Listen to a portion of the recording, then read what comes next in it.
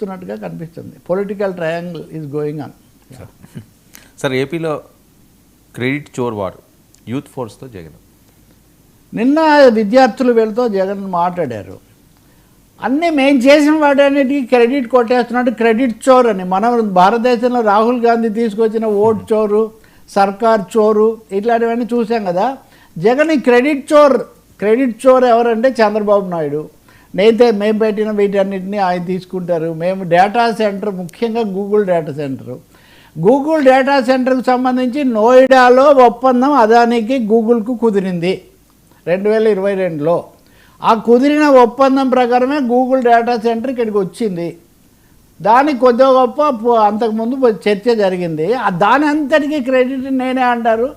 ఇంకా గ్రామాల్లో జరిగినవి కానీ లేకపోతే భవనాలు పెట్టినవి కానీ ఇవన్నీ నా క్రెడిట్ అంటారు. ఇప్పుడైతే సచివాలయాలకు పేర్లు మార్చడాలు ఇట్లాంటివి కూడా ఇవన్నీ కలిపి ఆ విద్యార్థులుగా ఆయన చాలా తీవ్రమైన ప్రసంగం చేశారు. ఇక్కడ మీరు గమనించాలి, నిన్న మనం చెప్పుకున్నాం, విద్యార్థి నాయకులు కొండారెడ్డిని అరెస్ట్ చేయటము, ఇంకా 40 మంది విశాఖలో ఈ గంజాయి బ్యాచ్ ఉన్నారు. వీళ్ళందరూ కూడా విద్యా సంస్థలను ప్రభావితం చేస్తున్నారు, వీళ్ళలో ఎవరిని వదిలిపెట్టమని పోలీసు ఉన్నతాధికారులు నిన్న ప్రకటించారు. కాబట్టి వైసీపీ తరఫున యూత్లో ఉండి గట్టిగా పనిచేస్తున్న వాళ్ళని ఇప్పుడు టీడీపీ టార్గెట్ చేస్తుంది అన్న ఒక సందేహం ఆ పార్టీకి బలంగా ఉన్నట్టుగా ఉంది. నిన్న ఆయన ఈ విషయాలన్నీ, క్రెడిట్ చోరీలు ఇవన్నీ కూడా చెప్తూనే చాలా బలంగా మనం పోరాడాలి. అందులో ముఖ్యమైనది ఈ ఫీజు రీయింబర్స్మెంట్, రెండోది మెడికల్ కాలేజీలు పీపీపీ. మళ్ళీ పీపీపీ అన్న దాని మీద నిరాహార దీక్షలు, ఆందోళనలు ఇవన్నీ చేపడతాము. డిసెంబర్ 11, 12 ఆ మధ్యలోనేమో ఫీ రీయింబర్స్మెంట్ జరగడం లేదు, చాలా డబ్బులు రావట్లేదు, కాబట్టి వాటి మీద కూడా మేము దిగుతాము. కాబట్టి ఇందులో మీరు అందరు కూడా రావాలి అంటే ఒక విధంగా ఆయన ఫోకస్ యూత్ మీద, స్టూడెంట్స్ మీద మారుస్తున్నట్టుగా కనిపిస్తుంది. మూడోది కక్ష సాధింపులు చాలా పెరిగిపోతున్నాయి. ఎంత కక్ష సాధింపులు అంటే ఈరోజు మనం చూస్తే వాళ్ళ వెర్షన్ దేశంలో వాళ్ళే కాకుండా ఎన్ఆర్ఐలను కూడా టార్గెట్ చేస్తున్నారు. తెలుగుదేశం ఏమో ఎన్నికల ప్రచారంలో వాళ్ళు గెలవడానికి ఎన్ఆర్ఐలను తీసుకొని వచ్చి చాలా ఉపయోగించుకొని వాళ్ళ సేవలు చేశారు, వాళ్ళకి సత్కారాలు చేశారు. ఎన్ఆర్ఐలు టీడీపీనైనా వైసీపీనైనా అభిమానించవచ్చు కదా, మరి వాళ్ళని మటుకు ఆ భాస్కర్ రెడ్డి అయినా ఎందుకో వస్తే విమానాశ్రయంలోనే ఆయన అరెస్ట్ చేశారు, ఇంకొకరిని చేశారు. ఇప్పుడు ప్రత్యేకించి విదేశాల్లో కూడా ఎన్ఆర్ఐ వైసీపీ అభిమానులు ఎవరు ఉండకుండా మమ్మల్ని టార్గెట్ చేస్తున్నారు.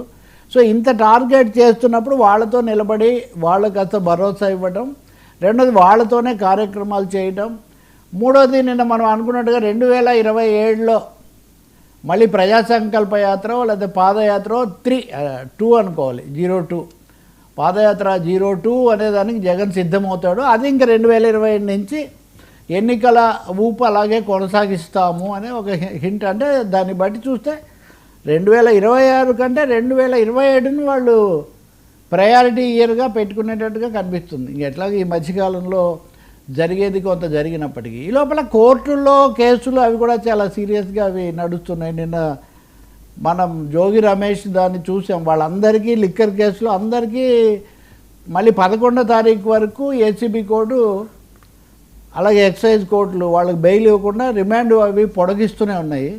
కాబట్టి ఒక్క వైపున కాదు, మీడియా వారు కూడా చాలా భారీ ఎత్తున ఫేక్ వీడియోలు ఒకవైపు, సాక్షి కథనాలు ఒకవైపు, ఈ యూట్యూబ్ పోస్టింగ్లు ఒకవైపు, ఈ 3 రకాలుగా media war. So media war, legal war, political war, financial war అన్న పద్ధతిలో ఇక దాదాపు యుద్ధరంగంలాగా మారిపోతున్నట్టు కనిపిస్తుంది నెమ్మదిగా. దానికి సిద్ధమవుతున్నట్టుగా తెలుగుదేశం వ్యవహార సరళి కూడా. నిన్న మనం అనుకున్నాం కదా, లోకేష్ ఉదాహరణకు నేను నెల్లూరు వెళ్ళి వాళ్ళ పార్టీ నాయకుడు ఒక ఆయన చనిపోయిన ఆయన కుటుంబాన్ని పరామర్శించారు. ఆ సమయంలో వచ్చిన సమస్య ఏంటి ఆయనకు, మన పార్టీ వాళ్ళే మా కుటుంబం మీద, మా భర్త చచ్చిపోతే మా మీద పోస్టులు పెట్టారని ఆయనకు ఫిర్యాదు చేస్తే ఆయన కోపంగా ఇవన్నీ నేను సర్దుబాటు చేస్తానని ఆయన అన్నారు.